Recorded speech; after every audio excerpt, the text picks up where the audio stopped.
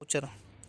A voucher is a document in support of business transaction. Voucher एक मात्र document होता है जो कि बिजनेस ट्रांजेक्शन को सपोर्ट करता है। Containing the details of such transaction, इसमें हमारी ट्रांजेक्शन की सारी डिटेल्स होती है। Account. An account is statement of transaction affecting any particular assets, liability, expense और इनकम। जो हमारा अकाउंट होता है वो हमारा ट्रांजेक्शन का एक स्टेटमेंट होता है जो कि हमारे एसेट्स, लायबिलिटी, एक्सपेंस और इनकम पर इफेक्ट डालता है।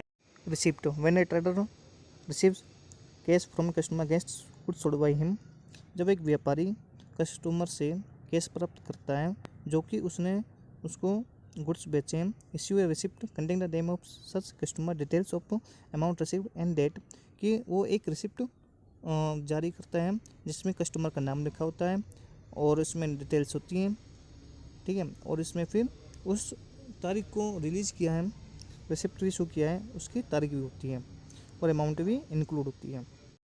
इनवॉइस और bill. When a trader sell goods to a buyer, जब एक व्यापारी बायर को गुड्स बेचता है तो ही प्रिपेयर से सेल इनवॉइस, वे एक सेल इनवॉइस बनाता है containing the details of name and address of buyer, तो जिसमें हमारे बायर का नाम और एड्रेस लिखा होता है, नेम ऑफ गुड्स और गुड्स का नाम भी लिखा होता है, एक amount in term of payment, मतलब अमाउंट भी लिखी होती है उसमें, किस प्रकार से पेमेंट की वो भी लिखा होता है। एंड सो एंड सिमिलरली, उसी प्रकार when the trader purchase goods on credit, जब कोई व्यापारी उधर में गुड्स खरीदता है,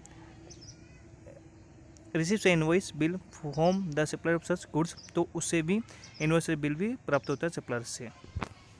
लायबिलिटीज। लायबिलिटीज आर ऑब्लिगेशन और डेब्ट that an enterprise has to pay some time in the future. Liabilities का मतलब होता है दायित्व, और लायबिलिटीज का मतलब ये होता है कि जो फ्यूचर में हमें पैसे चुकाने होते हैं। They represents creditor claim on the firm assets about small and big business and find it necessary to borrow money at one time और the other and to purchase goods on credit. को छोटा business और बड़ा business तो उसको कभी ना कभी उधार में गुड्स खरीदने होते हैं।